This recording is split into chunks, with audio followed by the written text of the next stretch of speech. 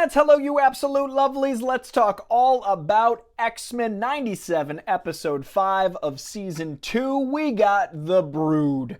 Now, this is a very Wolverine-centric episode in a show that hasn't really focused on Wolverine. X-Men 97 has not really made Wolverine a front and center character. It's much more like the comics where Wolverine is a member of the X-Men. He actually dips in and out of the X-Men, but the Wolverine comics are usually where Wolverine is doing all the stuff the movies kind of turn into. Wolverine's important. He's a very popular character. He's usually an X-Man, but it's not usually Wolverine and the X-Men. That is a separate comic. But this episode was really cool because it focused on Wolverine in the popularity that he's reached in the zeitgeist, and it then kept his supporting cast kind of like a Wolverine issue.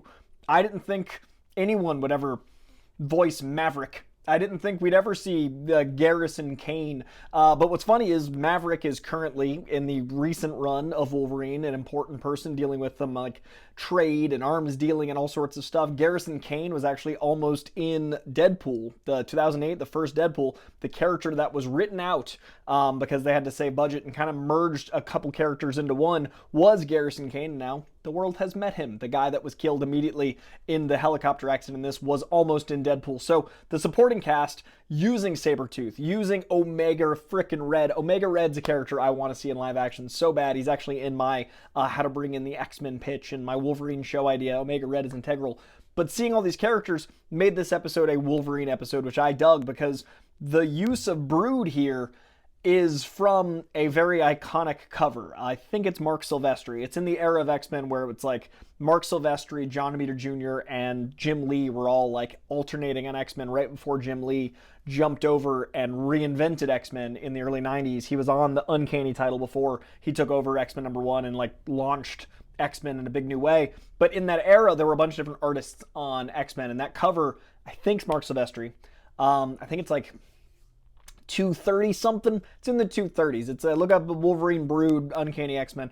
It's about 30 issues before the cover that is Wolverine, Captain America, and Black Widow that they ended with in episode 3. So it's in that span of era of Uncanny X-Men.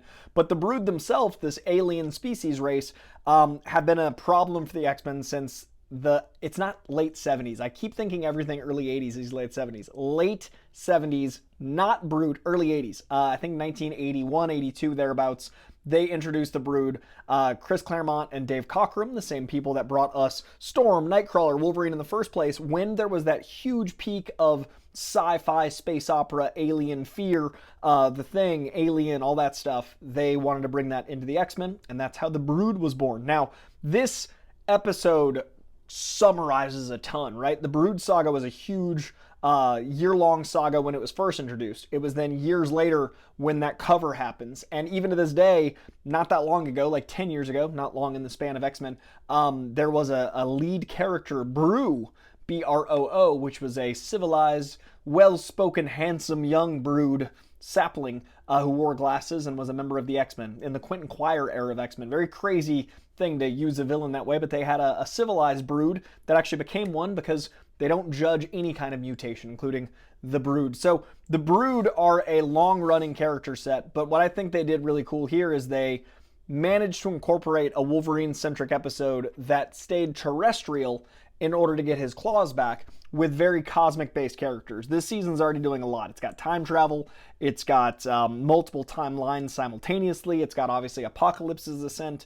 And it is hard when you've had that giant climax of episode 4. Where do you go next? So narratively, usually this halfway point in the season, you do have kind of a bottle episode or like a beat to kind of settle down. And I think going to Wolverine is smart because it's a different timeline than where we just left Magneto dying, spoilers, for last week. But it is a fan favorite character, and then keeping to those characters keeps our timeline with Jean, or I guess in this case, Red and Slim, able to keep moving on, keeps the ancient Apocalypse timeline, giving it a beat to breathe. So I thought narratively it really worked. I would have liked, however, though, the character was transformed, Wolverine was transformed into a more feral version of himself when he had his adamantium ripped out of him by Magneto. In the comics, it lasted for far too long. I don't love the feral Wolverine.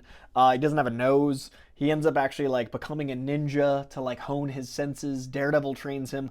all that sounds good on paper. It's not successful, and he looks ridiculous. But there's a long-running feral Wolverine storyline, and I thought what the writers did here was a smart way to use some of those metaphors and allegories, but I don't know if it worked as well as it would have if we'd actually had feral Wolverine a little longer, because to me, it seemed like this episode was like getting Wolverine back to what he is when he's civilized. It's him trying to find himself. It's him wondering who he is, literally looking at the reflection in his own claws, like, who is Wolverine?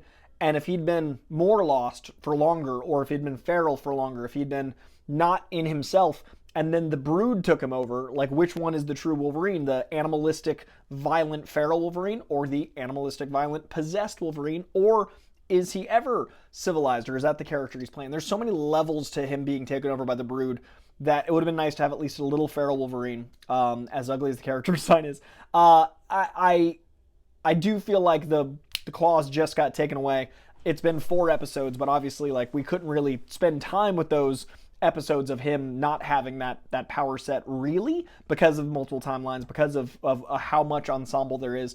But know that if you want to read the comics, there is a long run of kind of a feral look at who he is and what it is to be Wolverine, and he's always on a walkabout. That's kind of the character, whether he's in Canada, whether he's trying to remember stuff, whether he's going on missions, whether he's at war.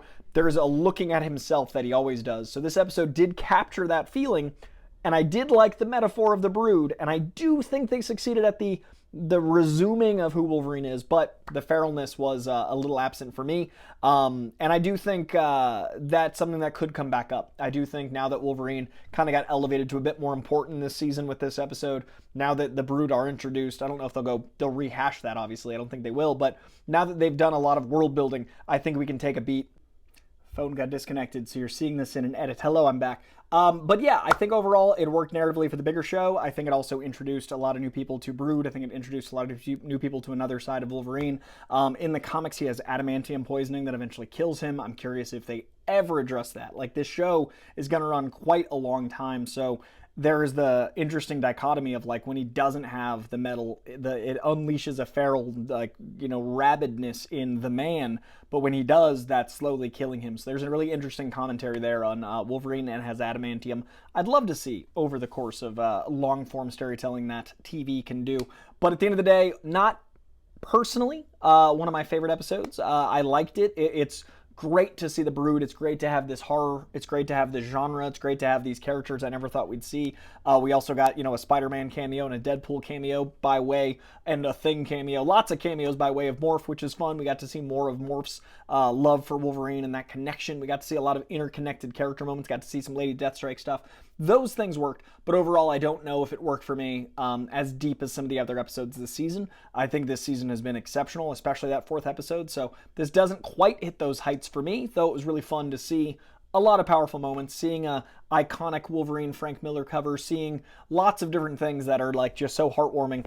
Obviously, the Brood cover speaks to me. That was when I was first starting to collect X-Men in a big way. That Claremont Cockrum era of the early 80s was a little before my time, but then when the Brood came back, it was when I was, like, in my, I was like 7 or 8. Like, I was in my early collecting days, so I remember that cover being so scary and so, like, terrifying, and what does it mean? So very impactful there. But maybe that's why I'm judging this one a little harshly, because I'm connected to this era more than I thought as far as Brood. I didn't think I cared much about the Brood, but I guess I do. But yeah, I'd love to know your thoughts if you knew these characters beforehand, if you enjoyed this episode, what you thought of this Wolverine-centric episode, what you thought of getting to see Deadpool, Spider-Man, Garrison Kane, everyone's favorite. But yeah, I'd love to know in the comments. Let me know your thoughts on episode 5 of X-Men 97. Also, press a like if you're pressing buttons. And most of all, if you haven't commented, that's okay if you subscribe. Because if you are watching 9 minutes into a video, you might like what I have to say, and I'd appreciate the sub, because I cover movies, I cover TV, and I read about 50 comics a week, and I break down all of my favorite comics and all of the comic, movie, and TV news from the lens of someone that is obsessed and reads 50 comics a week. So if you like this kind of commentary, hit that subscription bell. I appreciate it. Sorry about the camera cutting and craziness that happened in this. That's a later problem. Future Coil edit it. All right, I appreciate y'all. Like, subscribe, comment. I'll see you next week for episode 6. I think we'll be back to main timeline stuff then. And there's a lot coming out, like, around now, like Odyssey and Spider-Man and stuff. So be here for lots of coverage for Odyssey and Spider-Man and some of the biggest stuff of the year. All right, appreciate you. Bye.